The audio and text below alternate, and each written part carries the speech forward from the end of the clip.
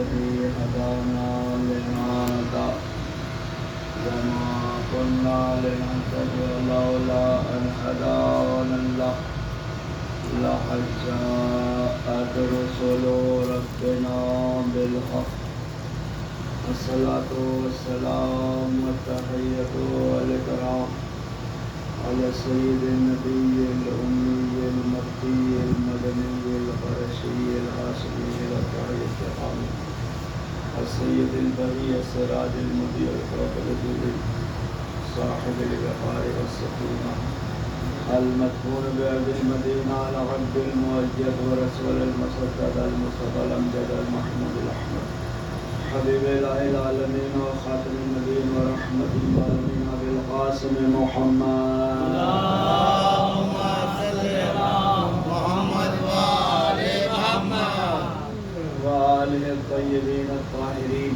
سيما على الوالي الولي سيد الذي الإمام الوصي الحاكم من السجل المدفون بأرض الغريب مظهر العجائب مظهر الغرائب مفرق اللطائف أسد الله الغالب غالب على كل غالب مولانا علي بن أبي طالب اللهم صل على محمد وآل محمد اللهم وعلى من والاه وعلى من عاداه وانصر من نصره واخذل من خذله ولعنة الدائمة الباقية على أعدائهم وغاصب حقوقهم ومنكر موائلهم الشاكين فيهم والمنحرفين عنهم أجمعين من الآن إلى قيام يوم الدين أما بعد فقد قال تعالى وقوله الحق بسم الله الرحمن الرحيم لقد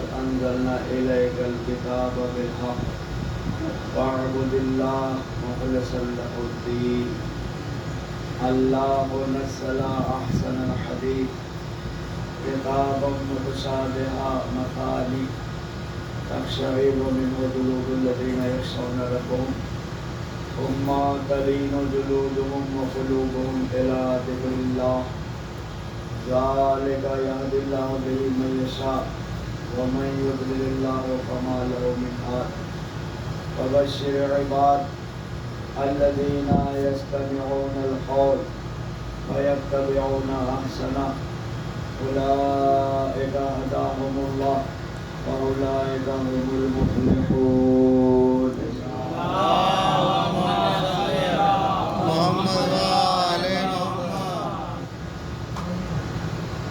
عزیزان گرامی یقیناً ترجمے کے سلسلے میں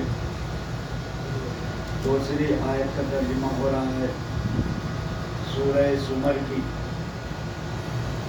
یقیناً اے حبیب آپ کی طرف میں نے قرآن مجید کو نازل کیا ہے جو کہ حق کے ساتھ اترا ہے وَاعْبُدِ اللَّهِ بس آپ اللہ کی عبادت کریں اور اس کے دین میں خالص رہیں مخلصا لہ الدین پھر قرآن مجید کی تعریف کرتے ہوئے فرمایا اللہ نزل احسن الحدیث یقیناً اللہ نے نازل کیا ہے بہت ہی بہترین گفتگو احسن الحدیث یعنی بہت ہی بہترین جس میں شدت ہے جس میں نیا پن ہے جس کے اندر کبھی بھی پرانا پن نہیں آئے گا ہمیشہ اس میں تازگی رہے گی جو بھی پڑھے گا جو کہ غور کرے گا جو فکر کرے گا اس میں اس کے لیے نئی نئی فکریں اب ہوتی چلی جائیں گی اللہ نزل احسن الحدیث کتابا متشابہہ یہ ایسی کتاب ہے کہ جس میں مشابہ آیتیں بہت زیادہ ہیں ایک دوسرے سے ملتی ہوئی حالانکہ مشابہت ہے لیکن معنی دونوں کو الگ الگ ہے اس کے بعد یہ بھی فرما دیا مثانیہ اور بہت سی آیات ایسی ہیں کہ جن کو تکرار کے طور پر رکھا گیا ہے دہرایا گیا ہے اس کے بعد فرمایا کہ یہ ایسی کتاب ہے کہ جس کے ذریعے سے انسان کا دل ہل جاتا ہے جب تلاوت کی جاتی ہے، جب اس کو پڑھا جاتا ہے، تقشعر منہ قلوب الذین، یقیناً ان کے دل ہل جاتے ہیں جو اللہ سے ڈرنے والے ہیں، جو اللہ سے خوف کرنے والے ہیں۔ ثم تلین جلودہم وقلوبہم، اور قرآن مجید کی تلاوت سے، قرآن مجید کو پڑھنے سے ان کی جلد بہت نرم ہو جاتی ہے، ان کا دل بہت نرم ہو جاتا ہے۔ جو قرآن پڑھنے والے ہیں، جو کتاب خدا کو پڑھنے والے ہیں، ان کا دل سخت نہیں ہوتا، وہ سب پر رحیم ہوتے ہیں، وہ سب پر مہربان ہوتے ہیں، وہ سب پر رؤوف ہوتے ہیں، ان کے اندر کرامت پائی جاتی ہے، ان کے اندر انسانیت پائی جاتی ہے۔ اب اس سے پتہ چلا کہ جو بڑے سخت قلب کے نکلے ہیں، چاہے داعش بن کر کے آئے ہوں، چاہے طالبان بن کر کے آئے ہوں، چاہے جماعت الدعوہ بن کر کے آئے ہوں، ان کے دل کی سختی بتا رہی ہے کہ وہ قرآن پڑھنے والوں میں سے نہیں ہے۔ اگر قرآن پڑھ لے تو ان کے لیے مروت ہوتی، اگر وہ قرآن پڑھتے تو ان کے لیے نرمی ہوتی، اگر وہ قرآن پڑھتے تو ان میں لینت پائی جاتی، اگر وہ قرآن پڑھتے ان میں اخلاق پایا جاتا، اگر وہ قرآن پڑھتے تو کبھی بھی اسلام کو بدنام نہ کرتے۔ لہذا قرآن پڑھنے والوں کی پہچان یہی ہے کہ جو قرآن پڑھتا جاتا ہے اس کا دل نرم ہوتا چلا جاتا ہے۔ صلوات بھیجا اللہم صلی علی محمد و آل محمد۔ ثم تلین جلودہم وقلوبہم الی ذکر اللہ، اللہ کے ذکر کی طرف ان کا دل مائل ہونے لگتا ہے۔ اور یہ قرآن ایسا ہے، یہد اللہ بہ من یشاء، اس قرآن کے ذریعے سے اللہ جس کی چاہتا ہدایت کرتا ہے۔ اور اگر اللہ تعالیٰ کسی کو گمراہی میں چھوڑ دے، فما لہ من ہاد، پھر اس کے لیے کوئی ہادی نہیں ہے، چونکہ ہمارے پاس کوئی جبر نہیں ہے۔ لا اکراہ فی الدین، دین میں کوئی جبر نہیں ہے۔ اللہ نے مختار بنایا ہے، اللہ نے عقل دیا ہے، اللہ نے سلامتی دی ہے۔ ہم خود غور کریں کہ کیا چیز میں اچھائی پائی جاتی ہے، کیا چیز اچھی ہے اور کیا بری ہے۔ انسان کو مختار بنایا گیا ہے، اور مختار کل بھی نہیں بنایا گیا۔ جیسا کہ امام کے سامنے ایک صاحب آئے، کہا مولا یہ بتائیے ہم کتنے مختار ہیں، کتنے آزاد ہیں۔ اس لیے میں اس کو پیش کر رہا ہوں کہ بہت سا عقیدہ جبریہ بنایا گیا ہے، اپنے آپ کو منوانے کے لیے ایک عقیدہ بنایا تھا جس کو عقیدہ جبر کہا جاتا ہے، معاویہ کی طرف سے اس نے بنایا تھا۔ معلوم ہے کیا مشروع کیا تھا؟ جب خود خلیفہ بن گیا اور ظاہری طور پر مولا کائنات کو ہٹا دیا، کہا یہ تو اللہ کی طرف سے ہے، بغیر اس کے تو پتھر بھی نہیں ہلتا۔ اس کو کہا جاتا ہے عقیدہ جبر، کہ جملہ صحیح ہے مراد غلط ہے۔ صلوات بھیجا بدلا اللہم صلی علی محمد و آل محمد۔ جیسے قرآن میں آیا کلمۃ الحق و یراد الباطل، کہ جو کہہ رہے تھے لا حکم الا للہ، مولانا متقیان کے مقابل میں آ کر کے اپنے سروں پر قرآن اور کچھ پتھر رکھ کر کے کہہ رہے تو حکم تو ہے نہیں سوائے اللہ کے، اللہ کا حکم ہے۔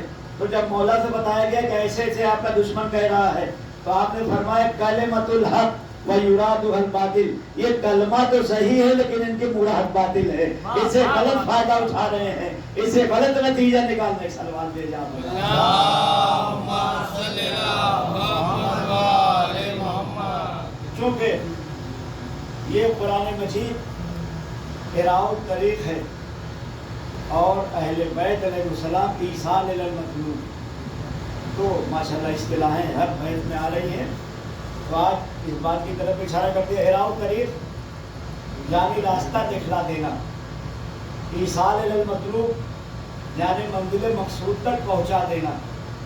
اہل بیت کی مثال ایصال الی المطلوب ہے، اور قرآن کی مثال اراء الطریق ہے۔ جیسے کہ مثال دے دی جائے کہ آپ کا کوئی مہمان نیا نیا آیا، اور اپنے آپ کو اس نے پہنچا دیا تحصیل تک یا سباش تراہے تک. اب وہاں پر آ کر کے کھڑا ہے. ایک صاحب نے پوچھا کہاں جانا ہے؟ بتایا ایسے ایسے درزی گلی جانا ہے اور وہاں پر فلاں امام بارگاہ میں مجلس ہے، وہاں شرکت کرنا ہے. تو جو وہاں پر ملا اس نے کہا ایسے ایسے چلے جائیے، تحصیل پڑے گا، تحصیل سے آگے جائیں گے تو کٹرا بازار پڑے گا، کٹرا بازار میں کسی دن پوچھ لیجیے درزی گلی کہاں ہے اور اس میں آپ پوچھ کے چلے جائیے. حالانکہ اس نے پتہ اچھا سمجھایا ہے لیکن اس کو اراؤ طریق کہتے ہیں کہ یعنی کھڑے کھڑے راستے کو دکھلا دینا.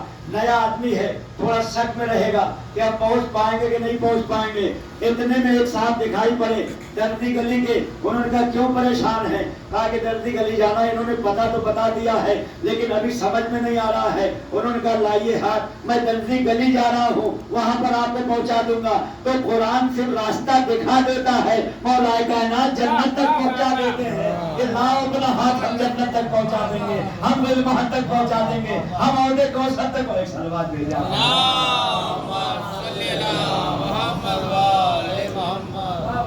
اور رسول خدا نے جو مثال دیا ہے اس میں حوض کوثر کی مثال دیا ہے. نِدَارِكُمْ فِيهِ مُتَّقَلَيْن کتاب اللہ اقرتی واہل بیتی ما تمسکتم بِهِ لن تضلوا بعدی ابدا وَلَن يَتَفَرَّقَا حَتَّى يَرْدَ عَلَيَّ الْحَوْض. کہ دیکھو یہ دو گرا قدر چیزیں تمہارے درمیان میں چھوڑ کے جا رہے ہیں. قرآن، ایک اپنی اطرت، اپنے اہل بیت. اہل بیت سے بچنے کے لیے کچھ لوگوں نے اہل بیتی اطرتی کو کاٹ کر کے سنتی لکھ دیا ہے کہ میں اپنی سنت چھوڑ کے جا رہا ہوں. صلوات بھیجا.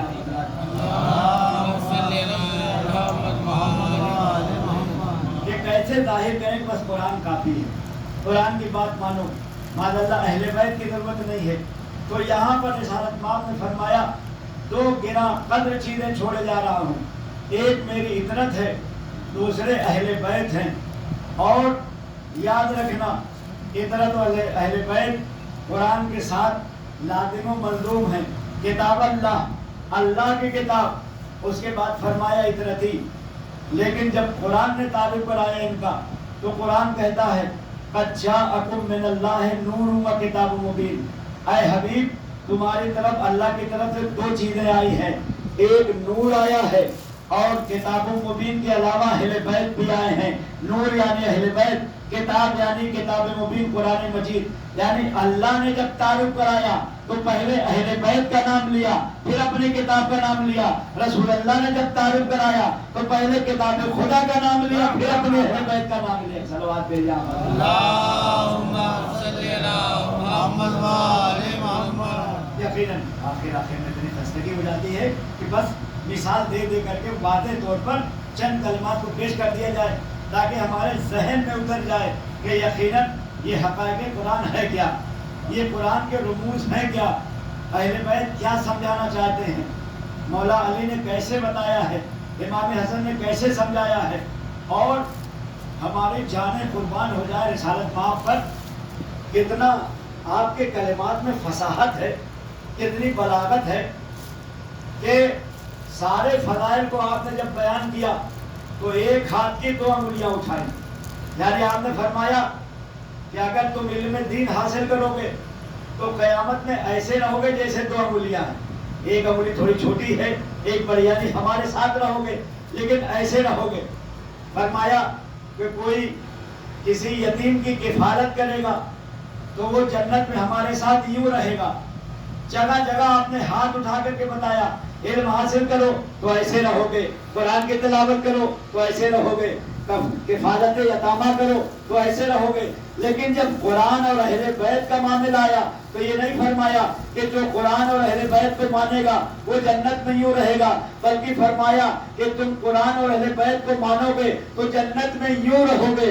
ابھی کیا فصاحت و بلاغت ہے کہ ہر معاملے میں ایک ہاتھ کی دو انگلی اٹھائی، لیکن جب قرآن کا معاملہ آیا، اہل بیت کا معاملہ آیا تو دونوں ہاتھ کی دونوں انگلیاں اٹھائی. یعنی اشارہ یہ کر دیا کہ دنیا میں جتنا کار ثواب کرو گے تم یقیناً درجے میں پہنچو گے، لیکن ایک انگلی چھوٹی ہے ایک بڑی ہے. ہمارا درجہ بڑا رہے گا، تمہارا درجہ چھوٹا رہے گا. لیکن قرآن و اہل بیت اتنے برابر ہے کہ پوری دنیا کی یہ دونوں انگلیاں برابر ہے. جیسے اہل بیت کا درجہ ہے ایسے قرآن का दर्जा है, जैसे कुरान का दर्जा है। एक सलवात दे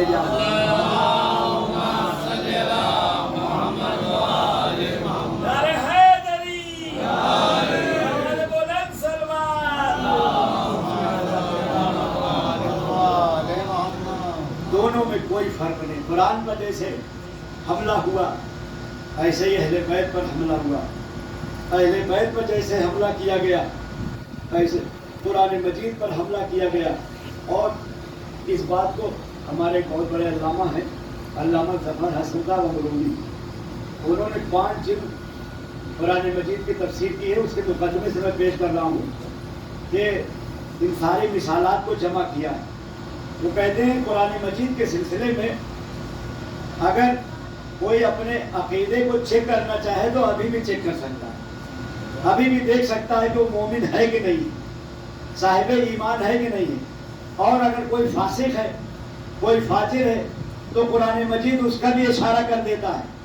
इस पर उन्होंने मिसाल दिया 2 अदद। एक मिसाल शाह अब्बास की और एक मिसाल वलीद पलीद की। शाह अब्बास के बारे में बताते हैं, यानी कुरान कैसे इशारा कर देता है कि तुम किस मंजिल पर हो, कहाँ तक या पहुंच चुके हो, तुम्हारा ईमान क्या है, तुम्हारा एतकाद क्या है, तुम्हारा भरोसा कैसे है अल्लाह पर। शाह अब्बास जब चला मौला कायनात के ज़ियारत के सिलसिले में, जैसे ही नजफ के करीब पहुंचा, वो पाए मदार नजर आया, इरादा किया कि आगे बढ़े, लेकिन अपने वजीर को बुलाया, कहा बताओ ये मौला अली के कुब्बे मदार को मैं देख रहा हूँ, अब यहाँ से पैदल जाया जाए या सवारी पर जाया जाए। चूँकि वजीर नासिबी था, दुश्मन अहले बैत था, लिहाजा उसने कहा सरकार आप भी बादशाह हैं, अली भी बादशाह थे, आप घोड़े पर सवार होकर जाइए, आपका हशम है, खदम है, फौज है, सब क्या कहेंगे कि आप पैदल जा रहे हैं, अभी तो रोजा बहुत दूर है। उसने कहा ये तुम्हारी बात समझ में नहीं आ रही, कुरान मजीद साथ में है, मैं इस्तिखारा देखता हूँ, इस्तिखारे में जो भी आयत निकलेगी उस पर अमल किया जाएगा। जैसे ही उसने इस्तिखारा देखा, नियत किया कि मौला पैदल होकर के आऊं आपके रोजे की तरफ या सवार होकर के आऊं, आयत निकलती है इन्नका बिलवादिल मुक़द्दस तुआ, ऐ मूसा तो अपनी जूते को उतार दे, इसलिए कि पाक वादी में चल रहा है, मुक़द्दस वादी में चल रहा है। फौरन घोड़े से नीचे कूद पड़ा, वजीर को बुलाया, तहे तेग कर दिया, कहा मौला आपके दरबार में जो अकड़ के आना चाहता है उसकी गर्दन तो नहीं रहती है, वो अपने पाँव से चल करके आता है। एक सलवात भेजा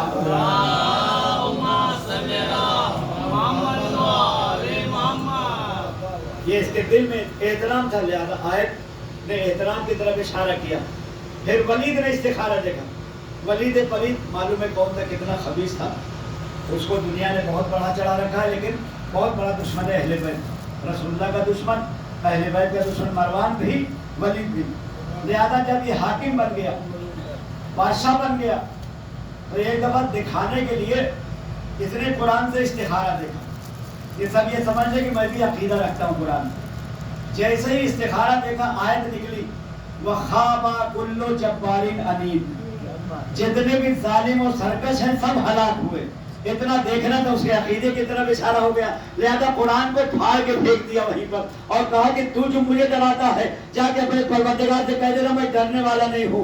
बहरहाल इतना करना था कि जो उसके हवाली मवाली बैठे थे वहीं पर उसको टूट पड़ करके मारते हैं, और इतना मारा कि हलाक हो गया। कहा कुरान की बेहुरमती तो नहीं हो सकती है, बादशाह की बेहुरमती हो सकती। सलवात भेजा